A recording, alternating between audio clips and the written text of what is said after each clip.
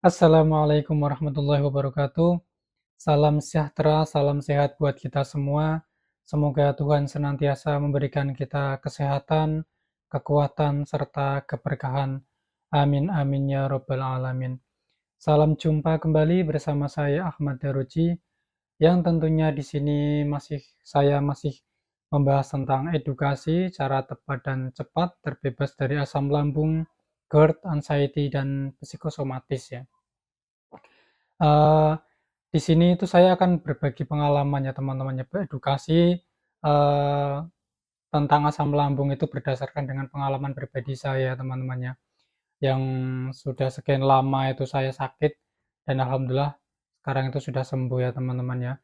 Nah, di sini saya ingin berbagi pengalaman kepada teman-teman semua, agar eh, harapan saya itu semoga dengan video-video saya ini dapat membantu teman-teman semua yang saat ini sedang menderita asam lambung, GERD, anxiety, dan psikosomatis ya teman-teman ya. Karena asam lambung, GERD, anxiety, dan psikosomatis itu penyakit yang sangat kompleks ya teman-teman ya. Ada yang eh, apa ya, asam lambungnya itu asam lambung yang bukan berdasarkan karena adanya tuka ya ataupun luka di lambung ya. Eh, Akan tetapi ada salah satu fungsi organ kita yang sedang bermasalah yaitu hati, itu ada ya. Ada yang semacam asam lambung semacam itu ada teman-teman. Lambungnya normal tapi yang dirasa itu banyak, itu ada ya. Dan ada juga yang sering orang-orang terkena itu asam lambung yang berdasarkan dengan adanya tukak lambung ya teman-teman ya, ataupun luka atau goresan yang berada di lambung. Itu eh, apa ya? Sensasinya itu hampir-hampir sama ya teman-teman ya. Cuman penanganannya kadang yang berbeda. Kalau yang tukak lambung itu sering perut panas, terus perih ya, sedikit-sedikit lapar, itu seperti itu ya teman-teman ya. Itu dikarenakan karena adanya luka di lambung ya teman-teman ya. Tetapi itu tidak berbahaya teman-teman, jangan takut, jangan khawatir ya. Semua penyakit itu, terutama penyakit asam lambung itu tidak berbahaya teman-teman, asalkan teman-teman itu jangan berpikiran yang macam-macam ya, tetap tenang, tenangkan hati, tenangkan pikiran, ingat bahwa ini itu adalah penyakit lambung ya, bukan penyakit yang kemana-mana, itu bukannya teman-temannya seperti itu. Jadi dengan begitu itu kita mudah untuk menanganinya teman-teman, karena penyakit ini itu sering sekali itu ya, sering sekali mau ketika kita sudah mulai mendingan ya, membaik, nanti kambuh lagi seperti itu menurut saya itu sering ya, sudah sangat sering ya. Seperti saya dulu ya teman-teman ya, sudah sangat sering sekali. Apalagi sensasi-sensasinya itu banyak sekali ya, dari mulai kaki itu sampai ke kepala itu rasanya nggak karuan ya teman-teman ya, seperti itu. Apalagi ketika sore hari itu datang, ketika sore datang itu sensasi itu seperti horor ya teman-teman ya. Berdatangan itu silih berganti ya. Terutama apa ya, ketika jantung yang berdetak ya, terus menggigil seperti itu ya teman-teman. Itu semua tuh sensasi ya teman-teman ya. Kalau kadang mata yang buram, kepala keliengannya seperti itu ya. Lekuk-tekuk sini itu terasa berat, sakit ya seperti itu. Kadang di sini itu ya, di bawah, apa ini namanya, di bongkok ini ya. Ini kadang rasanya pegel-pegel kayak orang terkena apa itu, semacam ginjalnya, ginjalnya yang kena seperti itu ya teman-teman ya. Nah, itu semua adalah sensasi ya teman-teman ya. Kalau memang perut kita itu yang bermasalah, itu ya semua yang dirasa itu adalah sensasi ya teman-teman ya. Jadi jangan berpikiran yang macam-macam. Nah, di video kali ini itu saya akan membahas tentang eh, kenapa bisa terjadi GERD itu kenapa ya. Seperti itu ya teman-teman ya. Nah, penyakit asam lambung itu sangat bereratan dengan adanya penyakit GERD teman-teman. Nah, GERD itu adanya tukak lambung ya, adanya luka di lambung itu. Nah, asam lambung itu terjadinya karena adanya luka di lambung, kemudian kita itu terasa perut itu nggak enak ya, seperti pegal, panas, terus perih seperti itu ya, terus terasa penuh seperti itu ya, terus terasa seperti lapar terus ya. Ketika makan pun kita terasa lapar, dan habis makan kita juga lapar seperti itu ya teman-teman ya. Saya juga merasakan itu teman-teman, makanya saya bisa berbicara seperti ini ya teman-teman ya. Semoga ini bisa dapat membantu teman-teman semua ya. Nah, ini itu bukan lapar teman-teman. Ini itu efek dari luka kita yang di lambung ya. Itu tuh perih teman-teman. Lambung kita itu ketika aktif apa itu apa ya, menganu apa istilahnya itu makanan ya, mengurai makanan ya. Lambung kita itu ada yang luka. Akhirnya lambung itu pergerakannya nggak normal teman-teman, karena si lambung itu merasakan perih ya. Sama seperti seperti kita sariawan di bibir itu, kita ketika kita makan ya, masuk makanan ke dalam mulut, pasti rasanya perih banget teman-temannya. Dan kita makan pun terasa nggak enak ya. Mau makan sini yang istilahnya yang luka di sini ya, sebelah kanan. Kita makan kan di kanan kadang ya. Terus kita makannya di kiri, tapi tetap aja kan rasanya itu perih ya, perih nggak karuannya. Bikin nafsu makan kita itu jadi berkurang ya, seperti itu teman-teman ya. Terus air liurnya kita itu ya jadi banyak karena menahan rasa perih ya karena adanya sariawan tersebut ya teman-teman ya. Begitupun juga di lambung kita teman-teman. Ketika lambung kita itu terjadi masalah ya, luka ataupun goresan, ketika makanan itu masuk ke dalam lambung, lambung itu mengurainya, terus bergerak seperti ini ya teman-teman ya. Ketika lambung itu terkena luka, akhirnya lambung itu tidak bisa secara aktif ya, mengurai makanan teman-teman ya. Dan karena adanya luka tersebut, akhirnya asam lambung itu menjadi keluar semakin banyak teman-teman. Makanya ketika kita makan kok terasa perih, terasa panas, terasa tetap saja nggak enak ya. Apa kalau lapar ya, istilahnya kita sepertinya kok lapar terus, tapi dibuat makan kok tambah perih, tambah nggak enak. Nah, itu karena itu teman-teman ya. Karena lambung kita itu yang luka teman-teman, dan itu cukup lama penyembuhannya teman-teman. Luka di lambung itu cukup lama. Intinya tetap kita itu harus apa ya, minum-minum obat-obatan ya, ataupun atau enggak itu kita minum yang alami-alami juga bisa, kalau teman-teman itu mau yang alami-alami itu juga bisa, seperti apa itu rempah-rempah ya, kunir, seperti kunyit itu bisa teman-teman ya. Kalau berapa ya istilahnya berbarengan dengan obat-obat dokter itu pun juga bisa, tetapi harus diselingi dengan waktu ya teman-temannya, agar apa itu, kinerja obatnya itu tidak agak apa, tidak tarung ya di dalam tubuh kita ya teman-temannya, seperti itu ya. Seperti itu. Jadi apa ya, ketika kita itu perih ya, ketika kita merasa lapar, merasa panas itu ya karena efeknya seperti itu teman-teman. Dan menurut menurut saya ya, itu tuh bukan kita itu bukan merasa lapar ya teman-teman ya. Akan tetapi perut kita yang merasa perih, adanya luka di dalam lambung teman-teman. Yang itu yang menyebabkan kita itu kadang terasa lapar. Habis makan setengah jam lapar, habis makan 1 jam lapar seperti itu ya. Itu bukan lapar ya teman-teman ya. Akan tetapi itu reaksi dari perut karena lambung kita itu yang terluka seperti itu ya teman-teman ya. Dan saran saya teman-teman itu bisa makan makanan yang lembek dulu ya teman-teman ya, seperti nasi tim ataupun bubur ya. Dan jangan makan makanan yang banyak-banyak berbau tajam ya, seperti bawang putih, bawang merah itu kalau bisa itu di apa ya, istilahnya jangan terlalu banyak-banyak dulu ya teman-teman ya. Karena itu dapat memicu luka yang di lambung itu. Bayangkan kalau luka itu kalau terkena makanan yang berempah kayak apa itu, bawang putih, bawang merah itu yang panas, itu pasti akan bereaksi teman-teman ya. Itu akan langsung nggak enak langsung di perut itu ya, seperti itu. Jadi makanan-makanan yang membuat perut itu adem ya teman-teman ya. Nasi tim sama apalah istilahnya, eh, tempe yang direbus atau apa ya, itu bisa teman-teman ya. Yang penting Ya, tempe goreng pun nggak apa-apa ya teman-teman ya, yang penting makanannya itu yang membuat adem di perut seperti itu, agar luka itu tidak membuat, kita itu semakin perih terus ya teman-teman ya, seperti itu. Jadi luka itu harus disembuhkan terlebih dahulu ya teman-teman ya.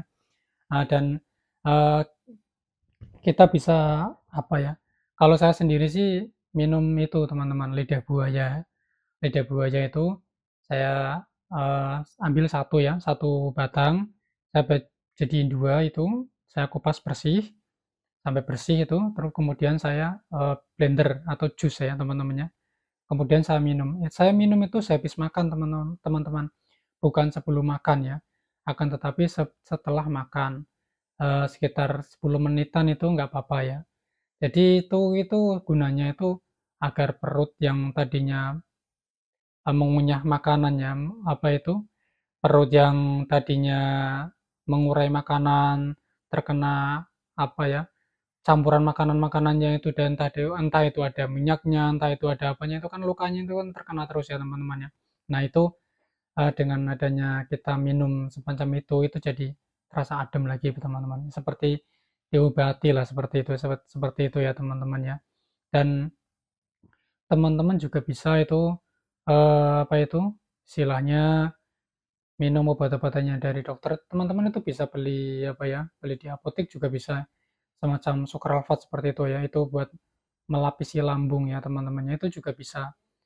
Tetapi sukralfatnya jangan yang sukralfat ya teman-temannya, kalau bisa yang bermerek, seperti yang dulu itu saya itu ada yang namanya Sanmah ya teman-teman ya.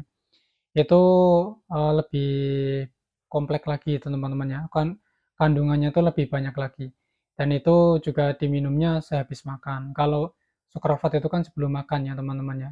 Akan tetapi kalau Sanmah itu sehabis makan teman-teman, dan itu akan membuat adem di perut ya, membuat, perut itu kita tidak terlalu sering panas, melilit, perih, itu tidak teman-teman ya, itu akan mengurangi. Dan saran saya juga ya teman-teman ya, jangan terlalu stres ya teman-teman ya, jangan stres, terus jangan berpikiran yang macam-macam ya teman-teman ya. Jangan berandai-andai, jangan mencari-cari tahu tentang penyakit, yang sedang dialami ya, kepada entah itu tanya-tanya ke tetangga, ataupun apa itu, tanya-tanya ke Mbah Google, seperti seperti itu ya. Itu hanya akan memperburuk keadaan teman-teman saja ya. Kalau memang kita itu sudah didiagnosa oleh dokter, kita itu terkena penyakit lambung ya. Kalau kalau bahasanya itu mah lah Pak. Tapi kalau dalam bahasa kedokteran itu nggak ada mah ya teman-teman, adanya luka lambung ya teman-teman ya. Nah itu adanya luka yang di lambung. Itu kalau teman-teman itu stres, terus apa itu, khawatir, cemas, takut, dan lain sebagainya, itu akan berakibatkan, terjadinya GERD teman-teman ya. Jadi ketika kita stres, takut, cemas, dan lain sebagainya, aktifnya lambung itu akan semakin bergerak aktif teman-teman. Dan itu akan sangat mengeluarkan, asam lambung yang terlalu banyak. Akhirnya asam lambung itu panas ya. Lambung kita itu sedang bermasalah, semakin perih, kemudian katup yang di atas lambung itu tidak kuat menahannya teman-teman, karena saking banyaknya produksi asam lambung ketika kita itu stres ya. Akhirnya katup esofagus ya, yang berada di, lambung bagian atas itu terbuka teman-teman, dan itu asam lambung itu akan naik ke atas. Makanya GERD itu sangat bereratan dengan, sensasi yang namanya panas di dada, terasa cerkit-cerkit ya, kemudian mengganjal di, tenggorokan, seperti itu ya teman-teman ya.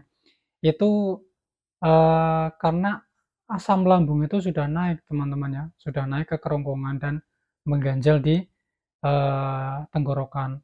Di sini itu banyak saraf-saraf, itu banyak sekali teman-teman ya. Jadi kalau sudah GERD itu sudah parahnya teman-teman. Ibaratnya seperti itu. Parahnya, apa itu, parahnya tukak lambung itu adanya adalah GERD teman-teman. Ketika kita cemas memikirkan rasa-rasa yang berdatangan silih berganti ya teman-teman ya. Terutama perutnya yang melilit, yang enggak merasa ampun lah teman-teman ya. bisa dibilang begitu ya teman-teman ya. Ini kenapa? Ini sakit perut apa? Gini kok begini-begini kan seperti itu ya teman-teman ya. Nah, itu membuat kita itu stres ya teman-teman ya. Stres, terus kita takut, cemas, apalagi jantung kita itu berdebar ya teman-teman ya.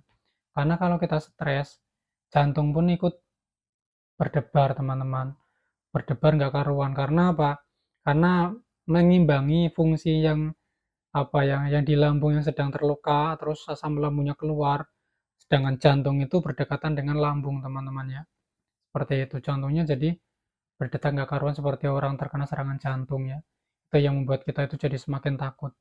Apalagi kalau GERD itu kalau sudah sampai ke atas, mengganjal di tenggorokannya, pasti kuping itu akan berdengung teman-teman ya. Berdengung seperti itu, kadang seperti kadang di kiri, kadang di kanan ya.